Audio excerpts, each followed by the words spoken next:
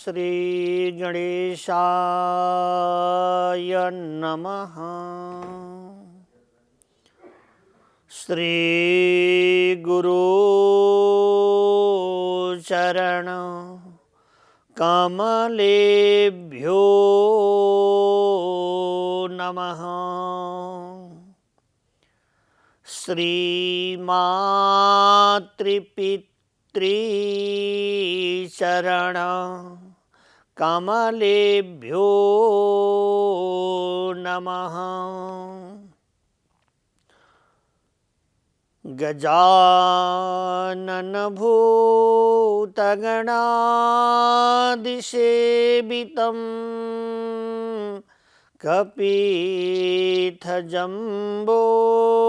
फलचारुभक्षणम्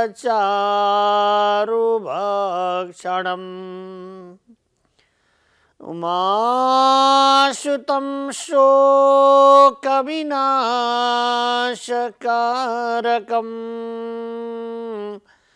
नमामि विघ्नेश्वरपादपङ्कजम्। लम्बोदरं परमसुन्दर एकदन्तं रक्ताम्बरं त्रिनयनं परमं पवित्रम् उद्धादिवाकरकरोज्ज्वलकायकान्तं विघ्नेश्वरं सकलविघ्नहरं नमामि। त्वां विघ्नदलनेति च सुन्दरेति भक्तिप्रियेति सुखदेति फलप्रदेति विद्याप्रदेत्तगहरे तचैस्तुवन्ति तेभ्यो गणेश वरदो भवनीत्यमेवा। व्यासाय विष्णुरूपाय व्यासरूपाय विष्णवे नमो वै ब्रह्महृदये वासिष्ठाय नमो नमः। नमः कमलनाभाय नमः कमलमालिने नमो कमलपादाय नमस्ते कमलेक्षणः। वरहापीडं नटवरवपु कर्णयो कर्णिकारं बिभ्रत्वासा कनककपिशां वैजयन्तीं च माला रन्ध्रान् वेणुरधरसुधया पूरयन् गोपवृन्दै बृन्दारण्यं सुपदरमणा प्राविशद्गीतकीर्तिः।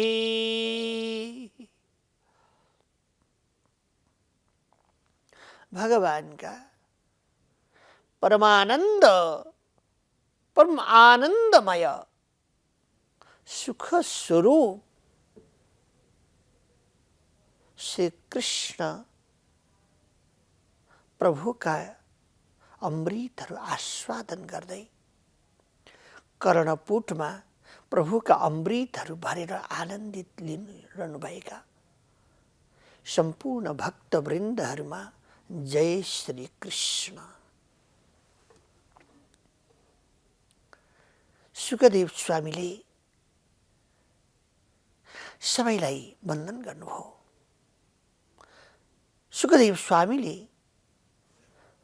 जो भगवानका माङ्गल्यमय गुणहरू रस अमृत रस सुधाको पान गर्दछन् ती सबै धन्य हुन्, वन्दनीय छन् भनेर आज्ञा भएको छ। राजा परीक्षित तिर इङ्गित गर्दै, राजन, संसारमा जीवहरू बाहिरी वृत्तिहरूमा मनलाई लगाइदिन्छन् र त्यो वृत्तिहरूमा खिचिएर सौन्दर्यमय आफूभित्रको ब्रह्मसत्ता, ब्रह्म चैतन्य आनन्द रूप ब्रह्म आनन्दलाई छोपिदिन्छन्, ढाकिने गर्दछ। अहङ्कार बढ्दै आउँछ, जीवात्मा बुद्धि बढ्दै जान्छ, बाहिरी विकारहरू बढ्दै जान्छन्, ब्रह्म आनन्द हट्दै जान्छ, दुःखको स्वभाव बढ्दै जाँदछ। यसैले प्राणीहरूले बारम्बार प्रयत्न गरेर परमात्माको शरण स्वीकार गर्नुपर्दछ। अवधित सुखदेव स्वामीले गाउनुभयो, कान्ति स्थित मृषति निन्दित शारदेन्दु यत्रैर्कतो विलसितामति संग शोभाम वृन्दावनेऽपि कृतया मुनगांग संगम राधा मुकुंद युगलम तदहं नमामि। जसको चरण कमल में चित्त वृत्ति लागिसक्यो, परमात्मामा चित्त वृत्ति लागिसक्यो, वृन्दावनमा आनन्दको शोभामा शोभित गराउँदै आनन्द घन नन्दनवन नीलवर्ण रूप धारण गरेर यमुना पुलिनको छटालाई आनन्द प्रदान गर्दै हुनुहुन्छ। त्यस्तो परमात्माको स्मरण गर्नका साथमा दुःख, अप्ठ्यारा, असजिलापनाहरू बाँकी रहँदैनन्। यसैले म बारम्बार त्यो परमात्माका गुणानुभाव गाइरहँदछु, आफैले श्रवण गरिरहँदछु, निधिध्यासन गरिरहँदछु। सन्त महामुनिन्द्र जनहरू, योगेश्वरहरू नेत्र पटल बन्द गरेर प्राण वायु खिचेर नासिका बन्द गरेर भोजनहरू परित्याग गरेर त्यो परमात्माको दर्शनका लागि, प्रभुको आशीर्वचन प्राप्ति गर्नका लागि, सिद्ध प्राप्त गर्नका लागि मोक्षको कामना गरेर तपस्या गर्दछन्। ती जनहरू पनि राजन भगवानको यो दिव्यमय केली विलासको आकांक्षा गरिन्दछन्। कति भाग्यवानी हुनला ती जनहरू दिव्यमय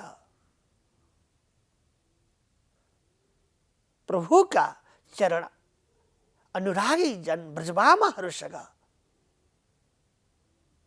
मिल्न परमात्मा पाल्नु भएको छ। प्रभुका चरण अनुरागी र सारा काम विकारहरूबाट रहित भएर ब्रह्म सौख्य आनन्दतिर प्लवित हुनुभएको छ। कोही भमर बनेर आउनु भएको छ, कोही पंक्षी बनेर आउनु भएको छ, कोही रुख पत्तकाहरू बनेर आएका छन्, कोही जल बनेर पाल्नु भएको छ, कीट पतङ्गहरू भएर पाल्नु भएको छ। कणहरूमा अनन्त कोटि सिद्ध योगी गणहरू कण भएर रहनु भएको छ। कारण किन भन्दाखेरिमा परमात्माको अनुग्रह, प्रभुको चरण स्पर्श हुन्छ भने सारा प्रकारका गतिहरू आफै मिलिहाल्दछ। यसैले अनुग्रहाय भूतानम देहानम देह आस्थित भनिएको छ। अनुग्रह गरेर यो देह बल्ल प्राप्त गरेको हुन्छ। अनुग्रह भएपछि, कृपा भएपछि ब्रजराज नन्दनवनका माङ्गल्यमय अमृत आस्वादन गर्ने सौभाग्य प्राप्त हुन्छ। यसैले हे राजन, हजुरले जो माङ्गल्यमय परमात्माद्वारा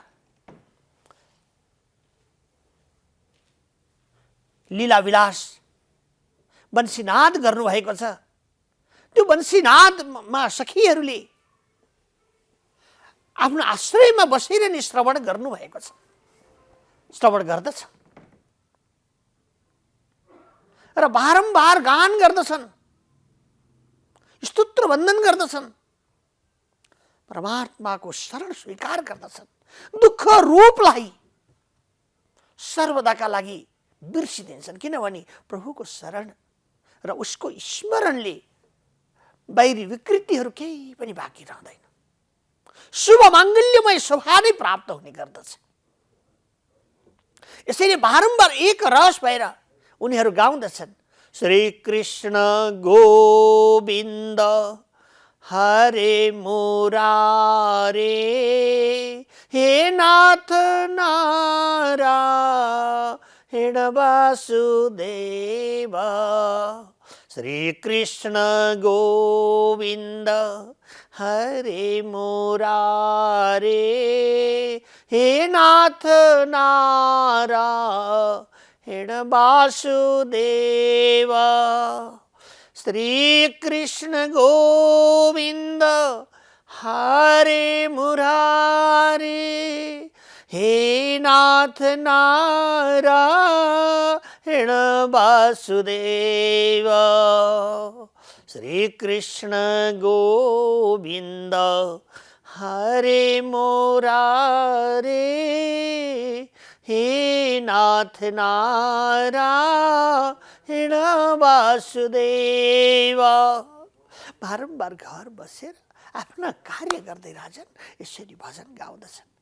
यो शरीर प्राप्त गरेर बारम्बार हामीले पनि त्यो परमात्माको गोपी भावनालाई हामीले स्वीकार गर्नुपर्दछ, गोपी भावना प्रकट गर्नुपर्दछ।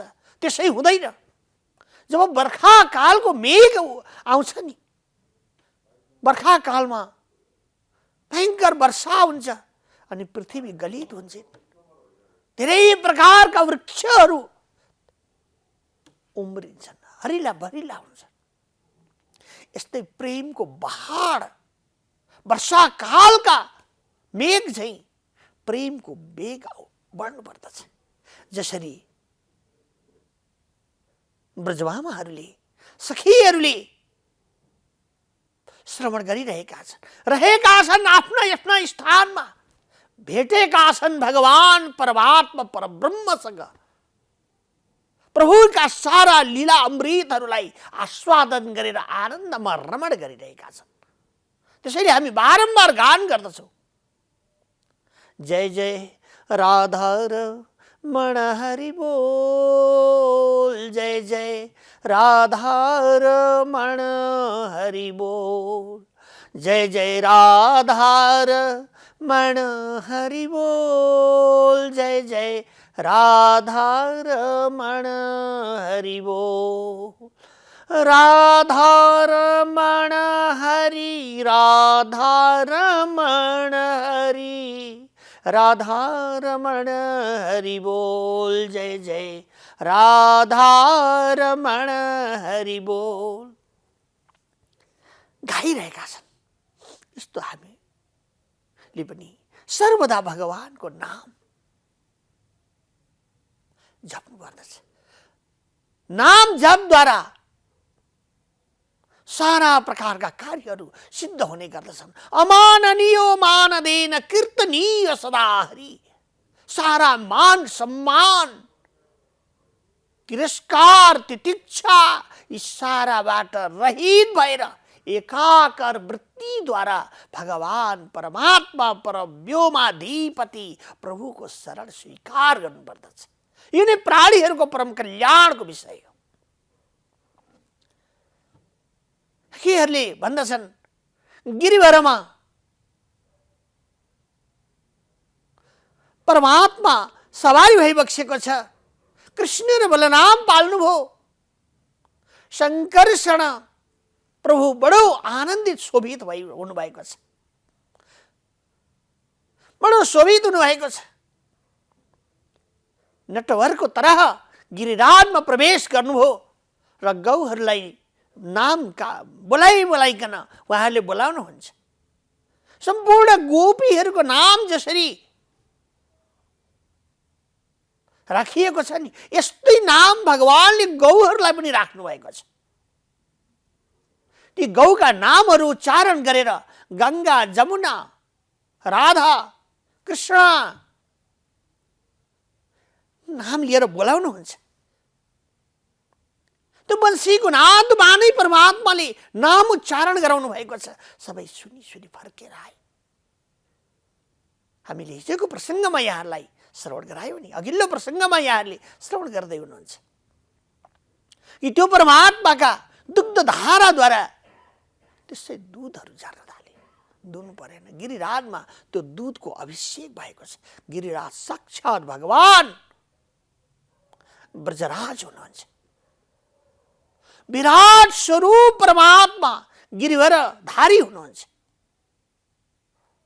त्यसैले गिरिराजलाई हामी जहिले स्मरण गर्दछौँ। गिरिराजबाट कोही पनि पत्थर ल्याएर, ढुङ्गाहरू ल्याएर हामी घरमा राख्छौँ भने रोग लाग्न सक्छ। घरमा नराख्नु, बाहिर खुल्ला आकाशमा राखेर दुग्ध चढाउने भए, जल चढाउने भए, गिरिराज परमात्माको पूजा अर्चन बन्धन र भोग लगाउन सकिन्छ, दर्शन भोग गराउन सकिन्छ भने त्यो चाहिँ ठिक हुन्छ। नभए भने शरीरमा अनेक प्रकारका रोगहरू पैदा हुन सक्छ, रोग लाग्न सक्छ। किनभने गिरिराज साक्षात् भगवान नन्दनवन हुनुहुन्छ। सबै ती भगवान गिरिराजमा पुग्ने बित्तिकै सारा भएका पत्थरहरू विगलित भएका छन्। प्रभुले आनन्दले सुशोभित भएका छन् र त्यहाँ जो हे सखी जो वृक्षहरू गिरिराजमा उम्रिएका छन् नि, वृक्षहरू देखिन्छन्, लता गुल्महरू देखिन्छन्, अनेक प्रकारका पुष्पादिहरू देखिन्छन्। ती सबै हाम्रा शरीरमा उम्रेका रौँ चाहिँ भगवानले टेक्दाखेरि ती रौँहरू गिरिराजका ठाडा परेका हुन्। खुसीले रोमाञ्चित हुनुभएको छ र गिरिराज ती वृक्षहरूले बारम्बार नजाने भगवान परमात्माको एक टक लगाएर ध्यान गरिरहेका छन्। नन्द नवन कृष्ण बलरामको दर्शन गरिरहनु भएको छ र आफ्नो जन्म साफल्य भएको अनुभूति गरिरहेका छन्। एक सखीले भन्दछिन्, त्यति मात्र होइन परमात्मा, यति मात्र होइन, भगवान परमात्माले त्यो वंशीनाद जो बनाइरहनु भएको छ नि, त्यो वंशीनादभित्र जो छिद्रहरू छन्, ती छेदहरू छन्, उसले वंशीले देखाएको छ सखी, मेरा अहिले यतिवटा गल्तीहरू छन्। मेरो हृदयमा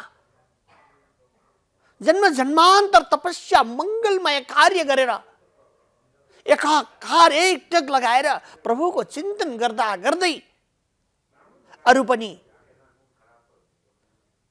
विकारहरू रहेको हुन सक्छ। हेर्नुहोस् भगवान भनेर भगवानलाई आफ्नो दिल खोलेर देखाइदिएको छ। आफ्नो दिल खोलेर दर्शन दिएको छ। त्यो दिव्यमय दर्शन,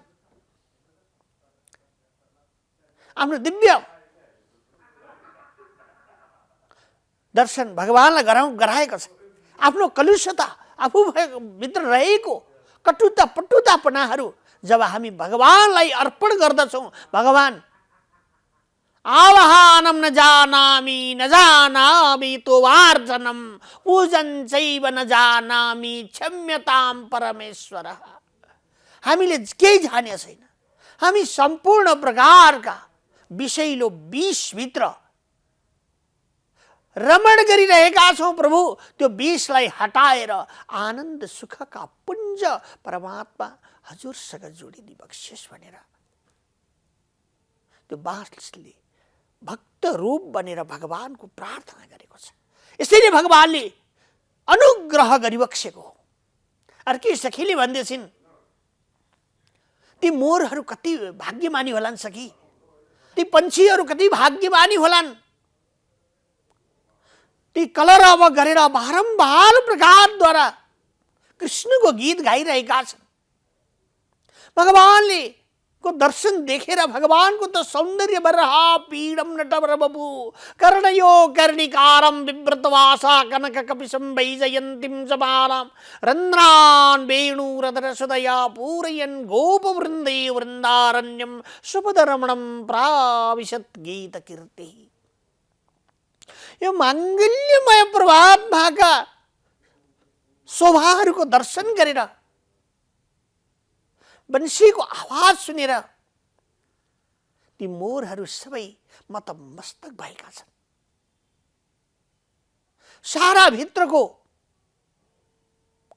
मनुष्यहरू परिपूर्ण भएको ठान्दछन्। यी त अर्की सखीले भन्दछिन्, यी मोर होइनन् सखी, यी पन्छीहरू अनेक पन्छी देखेका छौ, यो पन्छीहरू होइनन्। त्यति मात्र गरेका छैनन्, यी त ठुला ठुला मनस्वी तपस्वी कुटस्थ ब्रह्मज्ञानी योगी सन्त महामुनिन्द्रहरू हुन्। यी त त्रिकालदर्शी तपस्वीहरू हुन्। तपस्या नगरिकन अरे सखी त्यो परमात्मा श्रीहरिको दर्शन कहाँ पाइन्छ र? तपस्या गरेको हुनुपर्छ। तपस्या गरेर सिद्ध प्राप्त गरेर पनि त्यो सुख कहाँ पाउन सकिन्छ? दुर्लभम मानुषम देहम देहीनां चढभङ्गुरा तस्मात् दुर्लभम मन्ये वायुरेव सुदुष्करम। त्यसैले यो दुर्लभ देह भएर पनि भगवानको तपस्या गर्नका लागि यो सुलभ छ। बारम्बार ती ऋषिमुनि महामहर्षिहरू तत्त्ववेत्ताहरू तत्त्वज्ञानहरू द्वारा नाश बन्द गरेर प्राण वायु खिचेर ओम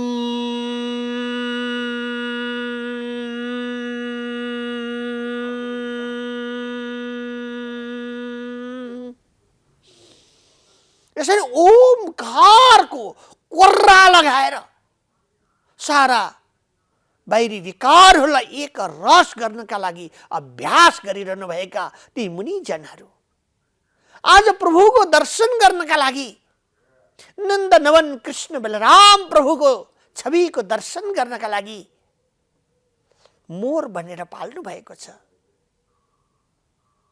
पन्छीहरू बनेर पाल्नु भएको छ र उहाँहरू बारम्बार प्रकारद्वारा यस समयमा आफूलाई भाग्य ठाली ठान्दछन्। यो तपस्याको सिद्धता हो। मङ्गल्यमय भगवान परमात्माको उपासनाको सिद्धता हो। सिद्ध प्राप्त नगरिकन प्रभुको सान्निध्यता अरे सखी पाउन सकिँदैन। सिद्धत्व प्राप्त गर्नका लागि बारम्बार भजे ब्रजैक मण्डनम समस्त पाप खण्डनम सुपीच गोच मस्तकम श्रीनाद वेणु हस्तकम अनंगरम सागरम नमामि कृष्ण दुर्लभम यशोदया सगोपया सनंदया युतम सुखैकदायकम नमामि गोपनायकम नमामि इंदिरापतिम। यस्तो प्रकारद्वारा भगवानको कृपा कटाक्ष पाठ गर्नुपर्छ। बारम्बार प्रकारद्वारा नामको उच्चारण गर्नुपर्छ। ती योगेश्वरहरू अनेक पन्छीहरू धारणको रूप धारण गरेर आउनु भएको छ। त्यति मात्र होइन, हिरणीहरू छन्। ती हिरणीको रूप धारण गरेर भगवान परमात्माको नन्दनवनको दर्शन गरिरहेका छन्। कर्णपुटबाट आनन्द भरपूर प्रकारले अरे सखी सुखको अनुभूति गरिरहेका छन्। परमात्माको वंशी नादबाट प्रवाह गरिएका तरङ्गहरूको आस्वादन गरेर सारा जन्म जन्मको तपस्या परिपूर्ण भएको अनुभूति गरेर एकटक लगाएर प्रभुलाई एकाकार भएर प्रभुलाई दर्शन गरिरहेका छन्। ती साह्रै भाग्यशाली, साह्रै आनन्द र प्राकस्यमय आफूलाई ठान्दछ। अरे अरे सखी, यति मात्र होइ कहाँ हो र? यति मात्रै होइन, भगवान परमात्मा कृष्ण र बलराम नटवेशमा गोचरण गर्दै वृन्दावन वनविहार गरिरहनु भएको छ। त्यो वनविहार गर्दाखेरि विचार लाग्दछ कि सारा धूपहरूबाट भगवानलाई सबैले सेवा गर्दछन्, मैले के सेवा गरौँ भनेर मेघलाई यस्तो इच्छा भएको छ। आकाशमण्डलतिर एकचोटि अरे सखी हेर्नुहोस् त, त्यो आकाशमण्डलमा छाता ओढाए झै शीतलता परमात्मालाई प्रदान गरिरहनु भएको छ। शीतलता भगवानलाई प्राप्त भइरहेको छ। चन्दुवा ओढाए झै, छाता ओढाए झै भगवानलाई आकाशले पनि सान्त्वना शीतलता प्रदान गरिरहेको छ। किन भने एकटक लगाएर त्यो प्रभुका लागि सम्पूर्ण वस्तुहरू बनेको हो। यदि भगवानलाई घाम हुन्छ भने, भगवानलाई ताप हुन्छ भने, परमात्मालाई दुःख हुन्छ भने हाम्रो यो कार्य के का लागि प्रयोजन हुन सक्छ? जुन कार्य हामी गर्दछौँ त्यो कार्यको अन्तिम गन्तव्य भगवान परमात्माको गति हुनुपर्छ। अरे सखी, त्यो बादलले बारम्बार प्रकारद्वारा छाया प्रदान गरिरहेको छ भगवानलाई। कृष्ण र बलराम आनन्दले वनविहारमा सबैलाई दर्शन दिइरहनु भएको छ। आनन्दको शोभा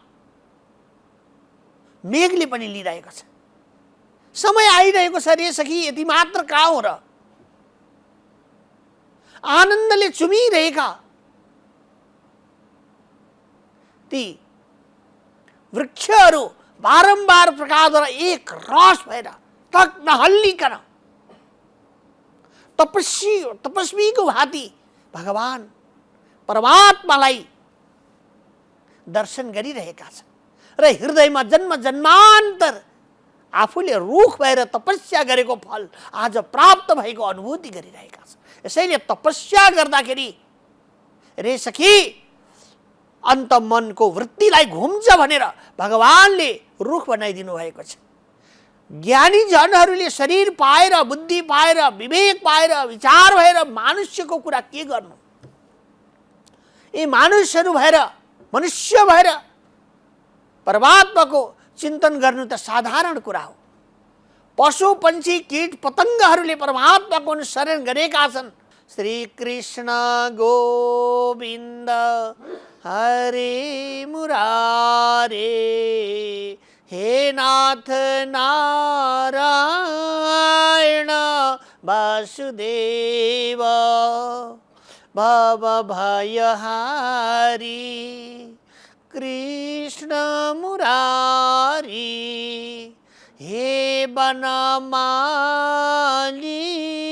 श्याम हरे। सच्चिदानंद आनंद कंद श्री कृष्ण चंद्रदेव भगवान की जय। जय जय श्री राधे श्याम।